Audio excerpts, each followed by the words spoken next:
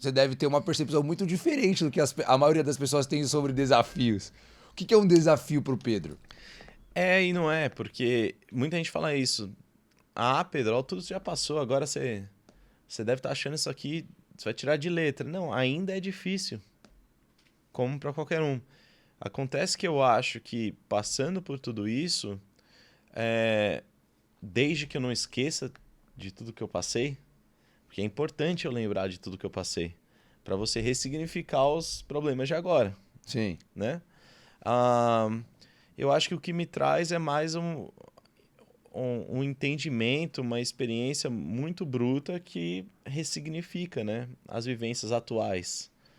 Mas ainda assim são grandes desafios. Agora, Não, com depois eu fui me certeza. formar, foi um grande desafio, né? Sim. E eu vejo isso como um grande desafio. E eu acho que uma conquista passada não chancela conquistas É, futuras, né? eu acho que não abre, não elimina os desafios que você vai enfrentar. Eu acho que te deixa mais preparado para enfrentá-los.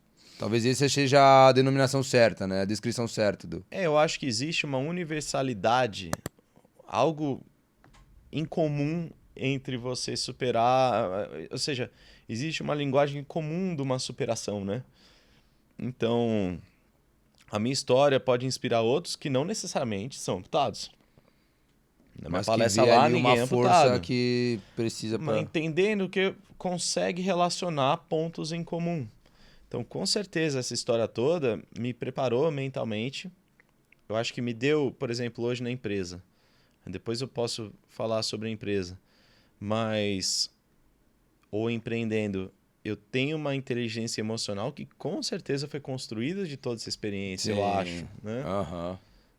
Não me desesperar em certas situações, porque eu já tive em situações piores e mais graves onde eu mantive o controle. Sim. E isso é muito importante, né? Sim. E hoje o Pedro trabalha com isso também. Aí, encurtando, mudei para os Estados Unidos, 10 anos lá, trabalhando com isso. Braço direito do Kevin, colega de trabalho do Cameron, viajando nos Estados Unidos com os dois e outros lá, treinando amputados, dando palestra em congressos, dando palestra para investidores da Hanger, apresentando o case que foi essa Uau. reabilitação. Formei em economia nos primeiros 4 anos. Depois trabalhei lá de forma oficial, com visto de trabalho, bonitinho. Então, estava tudo bem. Eu já estava independente financeiramente, no sentido não de viver de renda passiva, mas já desmamado de pai e de mãe, com a minha vida lá, com um bom salário. Veio a pandemia. Em março eu falei, cara, vai fechar. Não sei quanto tempo vai fechar. Arrumei uma mala de mão e vim para o Brasil. Todos os eventos, porque, por incrível que pareça, eu trabalhava viajando. Eu viajava a trabalho. Então, meu trabalho era em avião e eu viajava 120 mil milhas por ano. Uau. Toda semana num lugar diferente dos Estados Unidos. E lá não é Rio, São Paulo. Lá é 4 horas para qualquer Sim, lugarzinho que você é. quer ir. Aham. Orlando, Los Angeles. Exato. Então, 4, 5 horas. pá, viajando e tal, naquele ritmo frenético. Eu lancei meu livro no Brasil em 2014. Ele foi best-seller aqui, O Superar e Viver. Então, eu vinha para o Brasil uma ou duas vezes por ano. Eu fazia uma palestra, visitava a família. E no resto era focado no trabalho corporativo. Porém, esse trabalho foi se tornando cada vez mais corporativo. No sentido que eu me sentia mais um dos outros 6 mil funcionários da Renga. Entendi. São 6 mil funcionários. Uau. Óbvio que a gente tinha um certo, né, destaque, uso de imagem lá e tal, mas já nesse nono, 10º ano, que foi ali em 2020, o meu cenário era de tipo Aprendi o que eu tive que aprender sentimento de aqui. ciclo concluído. É, entendi. E, pô, será que eu quero virar um diretor dessa empresa? Ou será que eu estou maximizando esse potencial, todo esse aprendizado, onde eu estou, com aquele computador Dell quadradão? Nada contra. Aliás, meu sonho era corporativo, porque era a referência que eu tenho do meu pai e dos meus irmãos que são corporativos. Mas eu sentia que, pela minha história de vida, aquilo me mudou. E com a mudança, eu tinha que almejar coisas diferentes junto. Só que eu nunca teria coragem de pedir demissão, de realizar o sonho que eu tinha, que era de ter a minha própria Hanger, né? A minha própria clínica. Esse era o meu sonho máximo. Mas eu sabia que era um sonho só de fantasia, que eu nunca teria coragem. Veio a pandemia, me trouxe ao Brasil. Na época eu estava noivo da minha esposa. Ela estava fazendo residência médica em Ribeirão Preto, em anestesia. E eu morava em Tampa. E a gente, por 3 anos, mantinha um relacionamento à distância. Uau. Aquelas palestras, em vez de fazer 1 ou 2 por semana, por ano, eu comecei a fazer 7, 8. Então eu via 7, 8 vezes para o Brasil. Fazia palestra, custeava a vinda, mantinha o relacionamento com a Marcela. E em janeiro de 2020, foi um tempo muito melancólico, porque eu achei que a gente ia ter que terminar.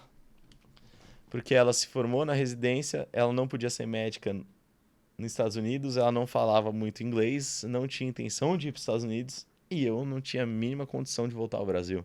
Depois de tudo que eu construí lá fora, era o meu sonho ter uma vida americana.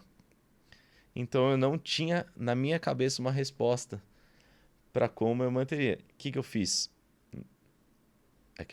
Queimei a ponte. Pedi ela em noivado. Para mostrar para ela, para a família dela, que ó, quando ela se formar médica, eu não sei o que vai acontecer, mas eu tô comprometido. Eu não sabia o que ia acontecer. Mas eu tava até cogitando, tipo, será que vai ter que terminar esse noivado? Até para evitar o sofrimento meu e dela. Aí veio a pandemia. Isso foi em janeiro que ela terminou. Em fevereiro veio a pandemia. Em março, eu tava no Brasil alugando um apartamento por 1 ano com ela, trabalhando de home office para Hanger.